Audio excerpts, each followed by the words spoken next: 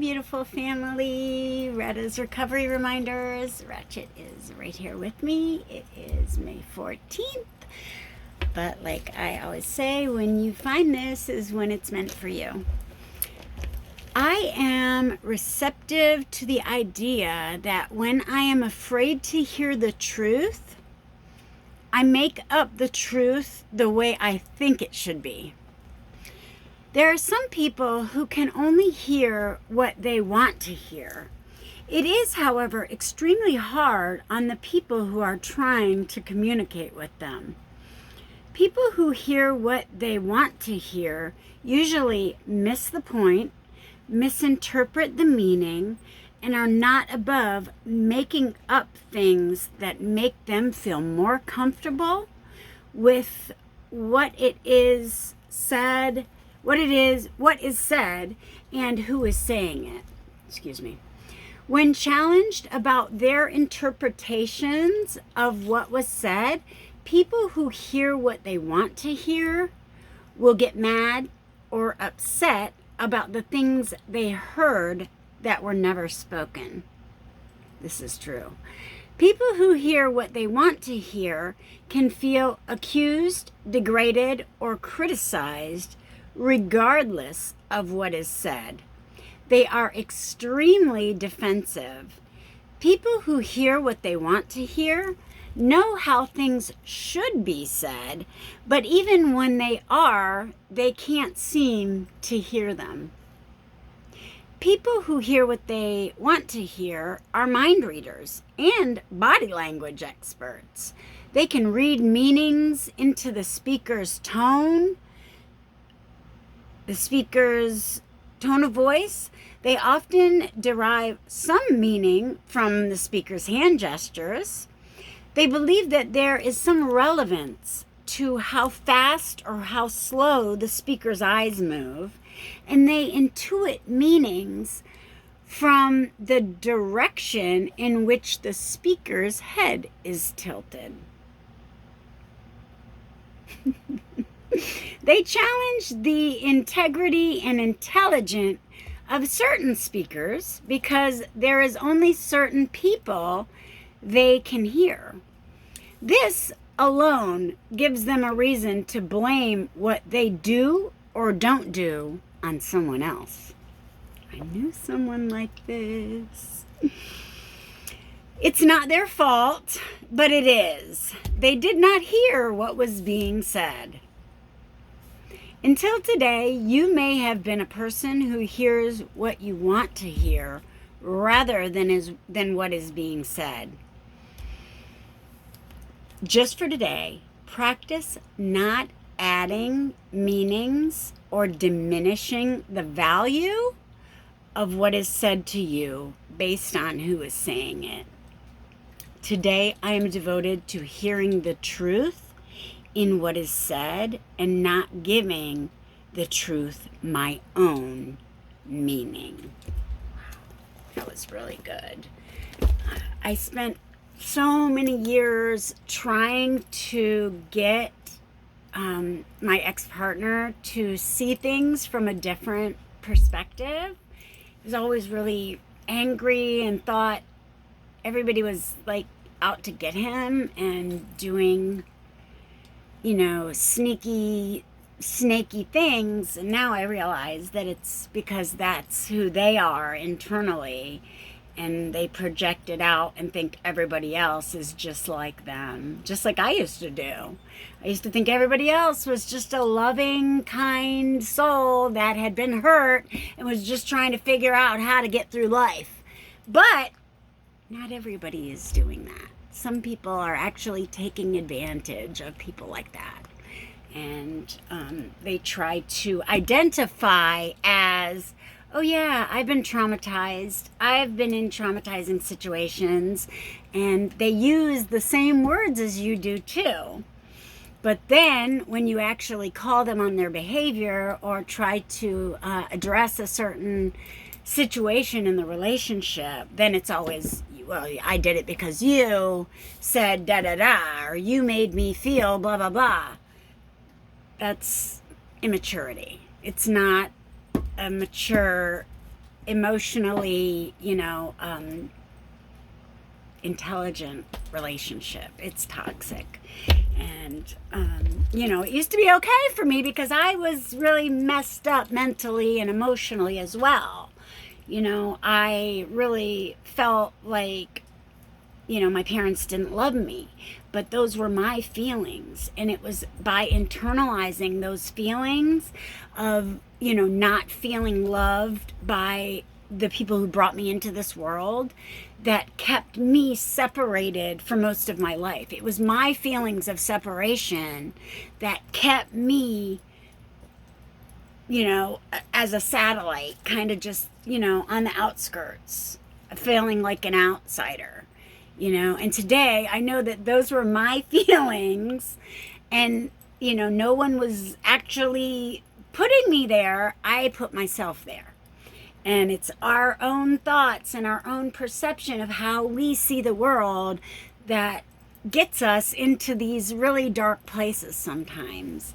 So it's only, when we learn to reverse that and bring in so much positivity into your life and your mental, and clean out the negative patterns from the past, because they're no longer serving us in any way, shape, or form.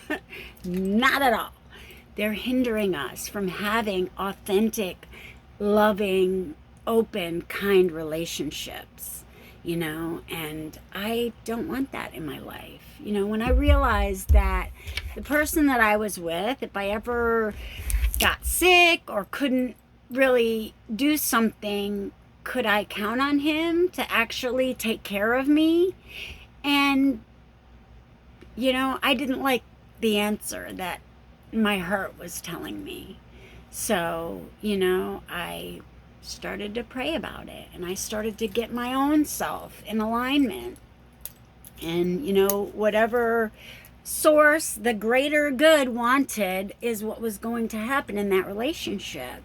And, I asked him to stay. I really liked the job, and I knew that I was trying to, buy my camper a home for myself, because he wasn't going to kick me out of any place else.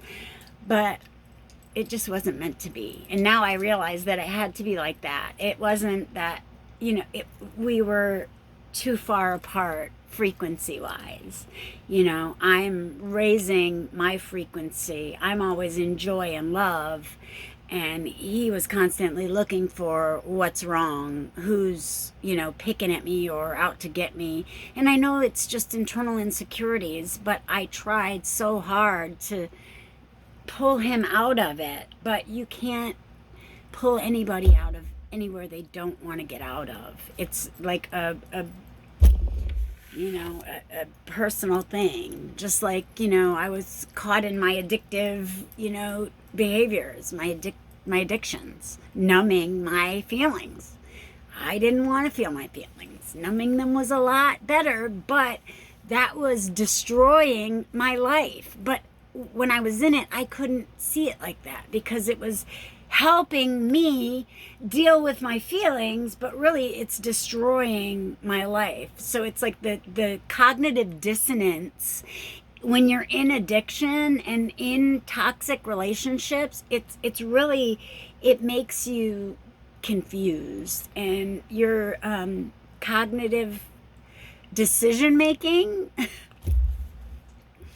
it was rough for a while. It still is sometimes. I still have like flashbacks of confusion, and that's when I just stop and take my breaths. And I have to reset my nervous system, because I no longer want to be triggered constantly over the littlest things. I know that I am safe constantly, but when you're in a relationship where you don't feel safe, it's kind of like you're constantly living in fight or flight, and your body can't take it. It's going to short circuit and basically, give out on you, which it almost did. I'm almost positive, That's why I'm so focused on building my mental, emotional, my physical back up to where it originally was before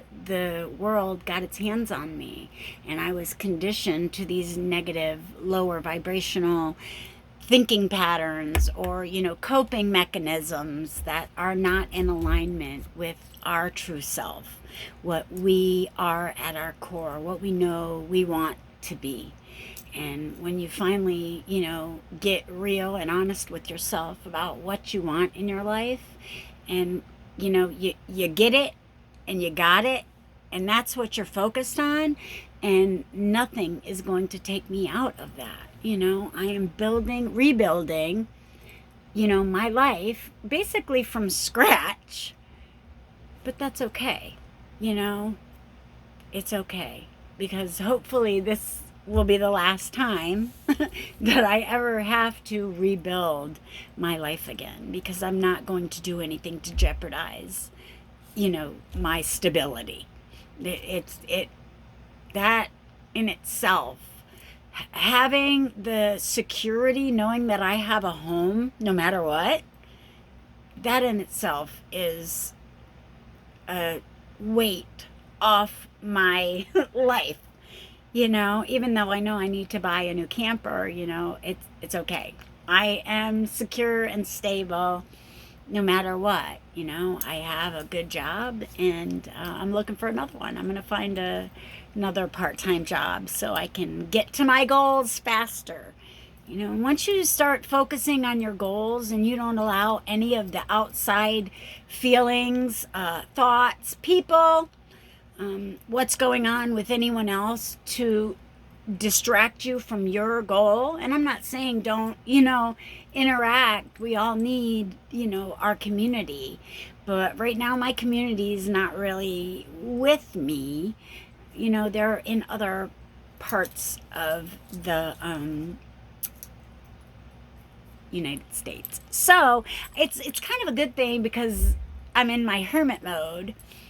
And my whole focus is basically on my mental and emotional regrowth, learning, more positive ways to deal with my negative and overwhelming feelings sometimes. And once we learn, how to control our own feelings, it's like, I feel like I got it now.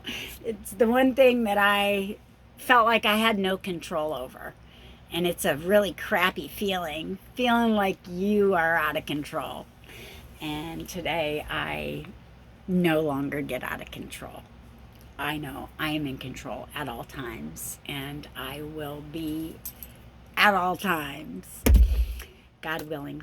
I love you all. I hope everybody's having a really, really beautiful day. We went out to the park this morning, had a great little walk. It's great out there. I love it. So beautiful outside. The leaves, there's more leaves each and every day. There's more leaves growing out in the woods. I'll post a video. I love you guys. Be a blessing. Peace.